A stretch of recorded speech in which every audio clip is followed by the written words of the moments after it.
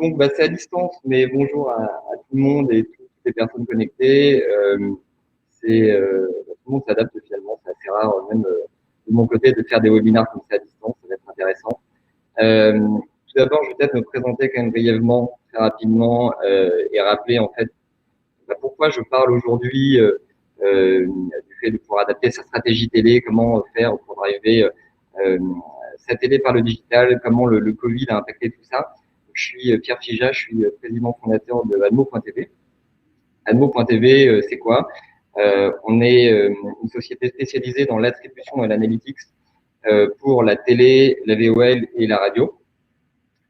Et on accompagne aujourd'hui environ 500 marques de manière globale, donc en France, en Europe, sur l'attribution de leurs campagnes télé, radio et VOL, sur l'attribution, l'analytique de ces campagnes, et puis globalement sur la media intelligence, autour de la télé.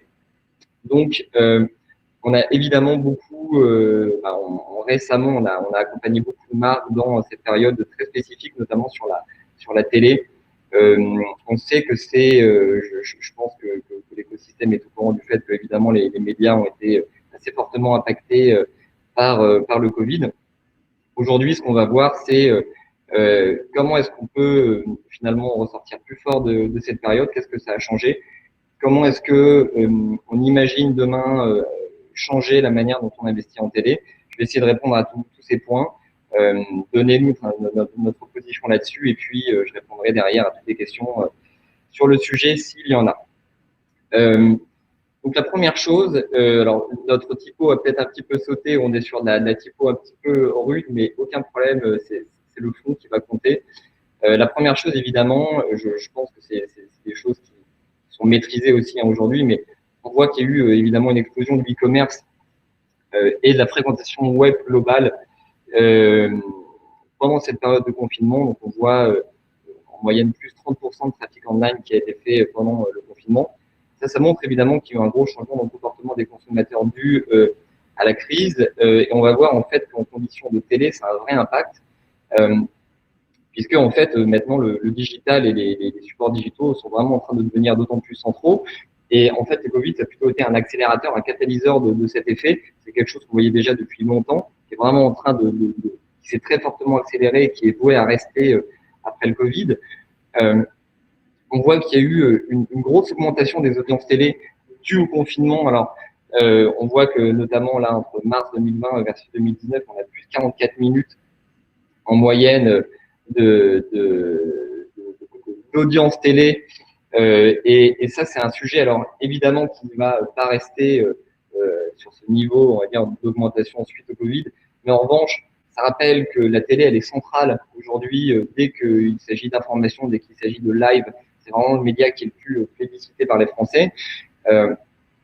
On voit sur les études que 45% aujourd'hui des Français, des consommateurs qui ont été interrogés, c'est une étude de Kantar, ont plus regardé la télé en conditions de Covid et globalement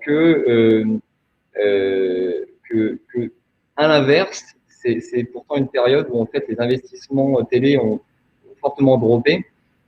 Donc pour rappel, nous on a suivi d'ailleurs, on a chaque semaine produit des analyses qu'on a partagées sur LinkedIn et toutes les personnes intéressées, n'hésitez pas à nous contacter, on pourra les transmettre.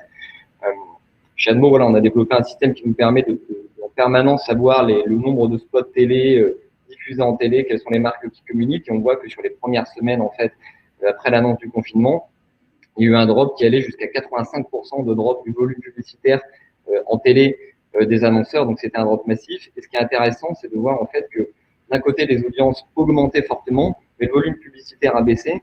Alors pourquoi?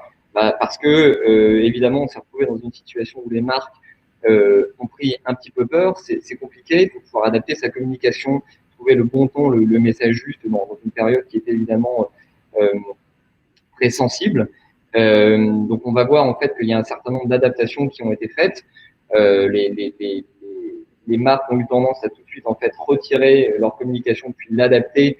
Par exemple sur deux sujets qui ont été assez, on va dire, plébiscités par les marques. Un, c'est pousser les marques en fait à pousser les consommateurs à télécharger des applications prévision en fait finalement de la reprise de l'économie et dans l'idée de préparer sa reprise sur le digital. Et puis sinon beaucoup de messages, j'en parlerai tout à l'heure, mais plutôt sur les valeurs de la marque et la manière dont la marque a participé en fait aussi à cette crise.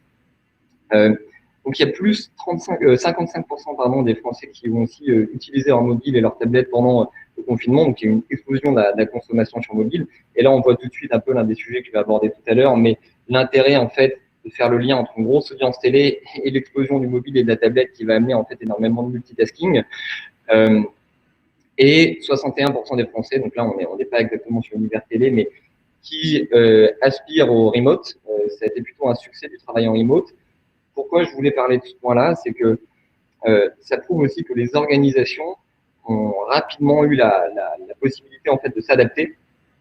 On a souvent parlé du fait que c'était pas forcément les Chief Transformation Officers, les CEO qui ont mené ça. C'est en fait le Covid en quelques semaines a été en mesure de transformer les organisations. Elles vont avoir besoin de se transformer par la suite, mais ce qu'on voit, c'est que c'est vraiment quelque chose qui est faisable pour elles, qui est possible. Donc, je vais parler un peu de l'impact post-Covid, on va dire, sur le business, les stratégies marketing des marques, les publicités télé, la communication. Je vais le faire du coup sur le temps qui m'appartient, à savoir 10-12 minutes, mais je serai ravi d'entrer dans le détail par la suite en question ou en dehors du webinaire. Donc, le premier impact de business, c'est que évidemment, toutes les plateformes digitales, on fait travailler en remote, les call centers, toutes les plateformes digitales, le click and collect, ça va devenir central dans le business d'une marque. Et il y a un certain nombre de business qui vont devoir se réadapter, notamment les business plus tradis, donc la banque assurance, les brick and mortar, la distribution, etc. Le sujet ici, c'est que l'online, en fait, va devenir central à un point que l'omnicanalité, en fait, va devenir inévitable. Ça va vraiment devenir un nouveau paradigme dans le business. Et ça implique un certain nombre de choses pour les marques. La première chose, c'est que les marques vont devoir s'équiper et prendre conscience en fait que le digital devient central pour eux. Le call center, ça veut dire que si je fais une communication télé qui pousse des gens à aller, par exemple, appeler un call center, je vais devoir être en mesure de très finement savoir traquer ces call centers. Et surtout, en fait, il faut organiser une prise de conscience sur le fait que la télé historiquement a été énormément associée en fait à des problématiques, alors pas uniquement, mais de branding. On sait que la télé c'est très haut de funnel et que ça permet de créer de la notoriété. Mais évidemment, pour des dernières années, on a vu que de plus en plus les pure players se mettaient en télé. Évidemment, les pure players ont besoin, le digital ne leur suffit pas, ont besoin de la télé pour créer du trafic. Et récemment, en fait, on a vu des études qui montraient que les plus gros contributeurs en fait au trafic, à la conversion sur Google en fait et Facebook, c'était la télé. Donc c'est pas pour rien. Ça veut dire en fait que dans les objectifs de campagne et dans la manière en fait d'aborder la télé, le digital doit devenir central. C'est pour ça qu'en fait on a intitulé ce webinaire Comment driver la télé par le digital. Et je vais expliquer, plus je vais avancer dans les slides, que en fait à notre sens, les objectifs en fait désormais d'une campagne vont être un peu plus complexes que simplement driver de la notoriété ou aller chercher de l'audience, et qu'on va devoir en fait être en mesure de maîtriser tous les impacts de sa communication télé sur l'ensemble de ce funnel omnicanal et notamment tout ce qui se passe sur le digital. Donc en termes de stratégie marketing, ce que ça va changer, c'est que on va devoir faire évoluer ces techniques d'attribution. Il y a un vrai changement de paradigme en fait à avoir dans son approche de la publicité.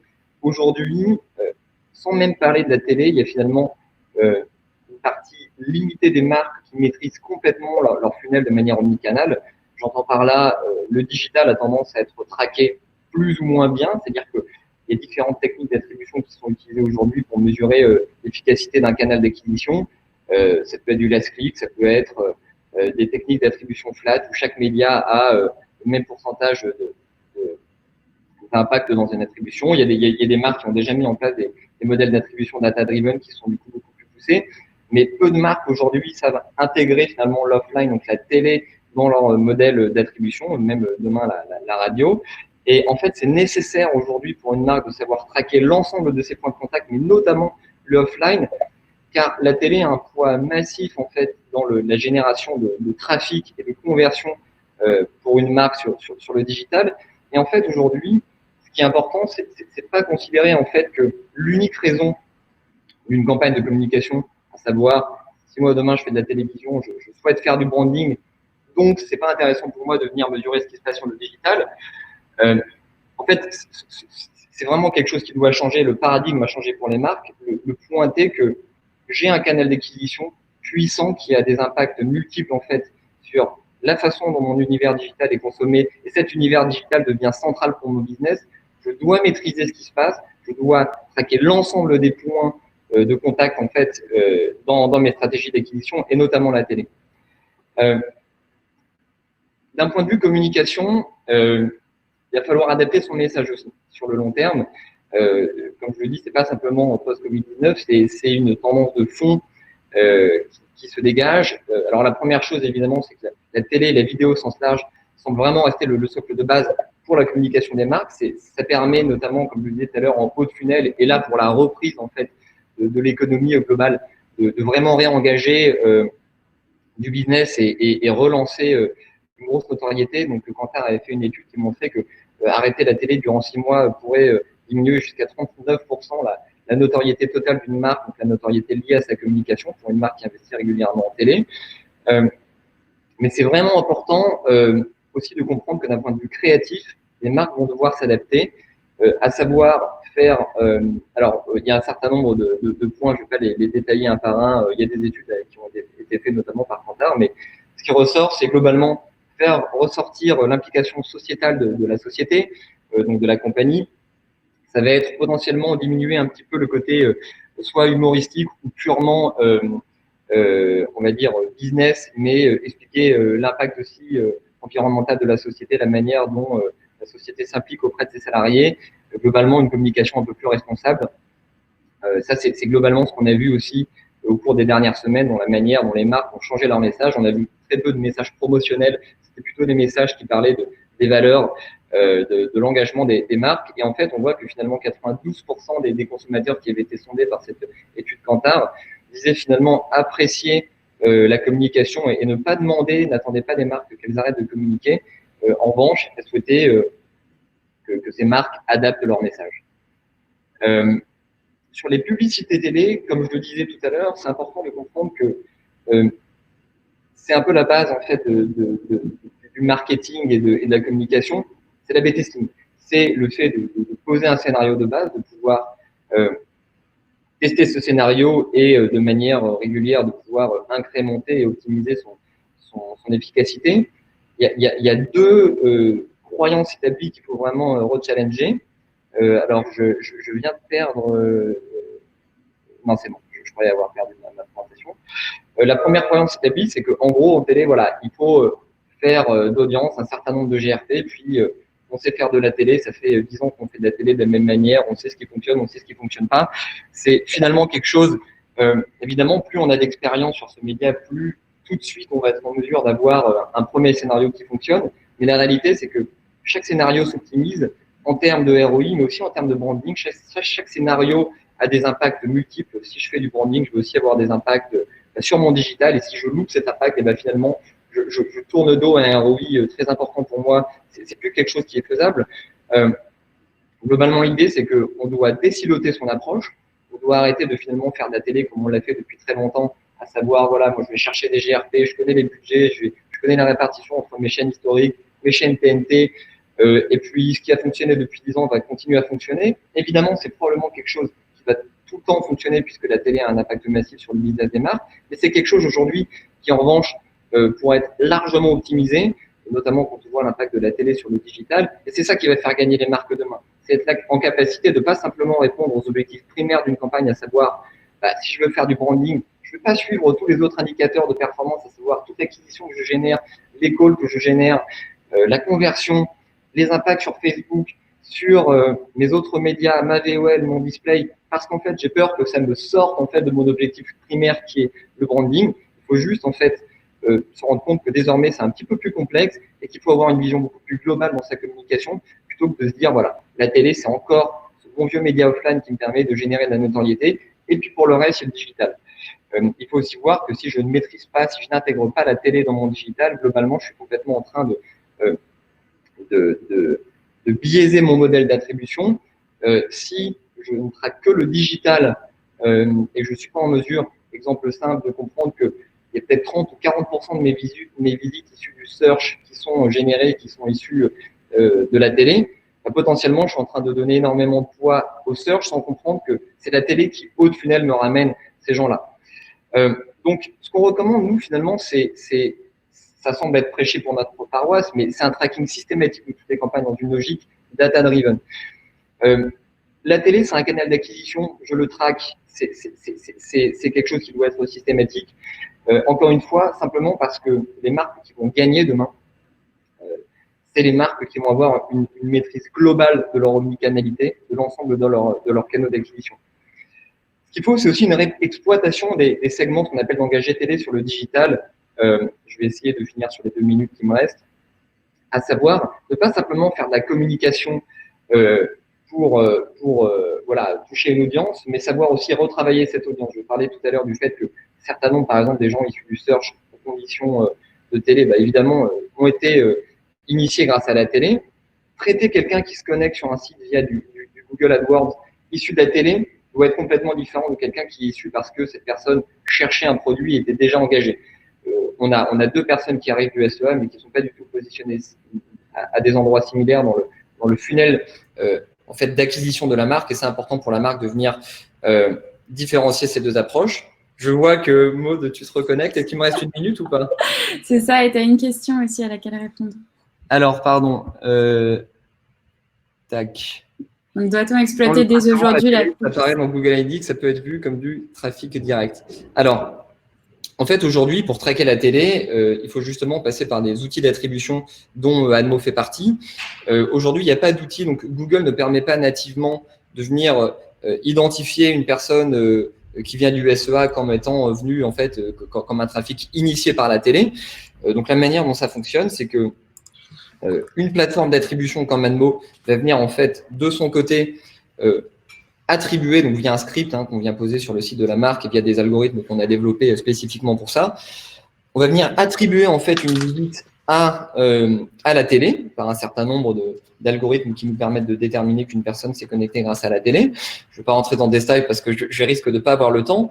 Le principe, c'est que par la suite, nous, on est en mesure de communiquer en fait avec d'autres plateformes. Donc, on peut envoyer justement cette audience dans Google pour que, au sein de Google Analytics, je vois apparaître mon audience télé. Donc, une audience considérée comme directe par Google, nous, on peut la transformer comme une audience custom TV plus SEA, par exemple, qui permet en fait de faire vraiment des différents clusters au sein de son analytics. Mais c'est aussi le point là d'un point de vue organisationnel, ce que ça change là dans le slide. Donc finalement, ça correspond bien à la fin de cette présentation, c'est que c'est nécessaire d'avoir un tracking user-centric de tous ces canaux d'acquisition parce que vu qu'on est dans un univers complexe, on ne peut plus simplement dire, en fait, aujourd'hui, Google Analytics, par exemple, c'est ma plateforme de tracking. Voilà, c'est avec cette plateforme que je vais être en mesure de traquer tous les médias parce que c'est pas vrai.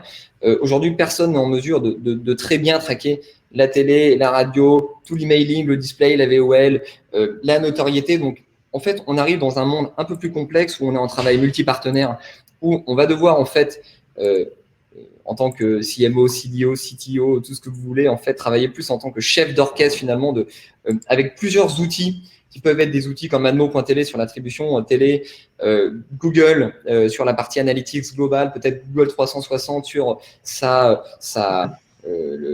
récupération de tout son funnel d'acquisition. Pour ça, en fait, il faut savoir matcher les plateformes entre elles. Donc, c'est pour ça que c'est important d'avoir un tracking user-centric parce que si je fais que du quanti, si nous, Admo, on vous disait simplement, voilà, cette campagne vous a ramené 10 000 personnes, mais que je ne suis pas en mesure de vous communiquer ces 10 000 personnes pour que vous les voyez peut-être dans votre Google Analytics, pour que vous puissiez les réutiliser dans votre DMP, pour que vous puissiez réadresser ces gens sur du retargeting, par exemple, ou si vous souhaitez travailler avec AB Testy ou Content Square pour personnaliser leur chemin, en fait, je suis en train de louper une opportunité business énorme, et c'est pour ça que c'est important de savoir matcher les plateformes entre elles, et que donc par rapport à cette question, ce qui apparaît en fait comme Google Analytics, dans Google Analytics nativement, c'est simplement le direct, donc SEA, SEO, URL. Nous, on est en mesure de venir enrichir ce qui apparaît dans Google Analytics pour faire apparaître en fait cette attribution télé. Et d'ailleurs, c'est pour ça que je finissais ce slide par le fait que globalement, ça va être important pour les marques de réorganiser aussi leur dashboard de suivi parce que vous êtes amené demain à travailler avec de plus en plus de plateformes et il va être important en fait de savoir aussi faire un peu le tri entre ce que chaque plateforme offre et avoir une visibilité comme ça globale sur vos KPI. Et Pierre, on avait une dernière question d'Alexandre qui nous demandait, doit-on exploiter dès aujourd'hui la publicité TV adressée? Quels sont les avantages et points de vigilance? Alors, c'est une question sur laquelle je pourrais parler 30 minutes. Je vais essayer de le faire. Mais il t'en reste deux. Il m'en reste deux. Alors, moi, je pense, la première chose, je pense que en France versus ce qui se passe par exemple aux États-Unis. Aux États-Unis, c'est probablement un marché qui est un tout petit peu plus mature qu'en France, qui aujourd'hui on est encore en stade très expérimental. Donc les inventaires qui sont disponibles en fait en télé adressée, ce sont plutôt des choses qui se font en opération test avec les régies. Il faut aussi bien comprendre qu'il y a deux manières de voir la télé adressée. Il y a la vraie télé adressée, à savoir j'ai pas la même pub chez moi que mon voisin. Ça, on est aujourd'hui sur des expérimentations très, très limitées. Et puis, il y a l'achat télé automatisé qui est une seconde partie qui permet d'avoir accès à certains sous-inventaires de chaînes voilà, sur des chaînes de performance ou autres qui me permettent d'acheter de la télé à des budgets plus réduits. Donc, moi, ma position, c'est que la télé aujourd'hui, notamment dans une reprise post-Covid, et comme ça, je vais répondre sur les 30 secondes qui me restent, a plus de sens si elle est sur un reach assez important, donc sur des formats plus classiques, on va dire télé nationale, chaîne historique, TNT, et par contre doit être drivé par de la data, à savoir, je ne veux pas simplement envoyer 1 million en télé, beaucoup de GRP, sans maîtriser ce qui se passe, c'est savoir bien faire de la télé déjà de manière classique. Et je pense que c'est intéressant par la suite et sur les 2-3 prochaines années à venir, de venir complémenter en fait ces dispositifs de télé tradis par de la télé programmatique qui, à mon sens, en fait, par de la télé adressée, qui est quasiment la même chose, à mon sens, que de la VOL, donc de la vidéo qu'on envoie de manière non broadcast, donc un par un, ça peut être sur YouTube, ça peut être sur du replay, ça peut être en télé adressée. Et à ce moment-là, on a un dispositif global intéressant, parce que voilà, ma conclusion, c'est que demain, en fait, on parlera de vidéo au sens large, ce ne sera pas de la télé adressée, de la télé offline, de la vidéo, ça doit être unifié. C'est pour ça qu'on doit savoir aussi maîtriser ce qu'on fait par de la data. Mais je considère quand même que voilà, ce sont des dispositifs qui viennent complémenter de la télé tradie plutôt que des dispositifs, on va dire, uniques.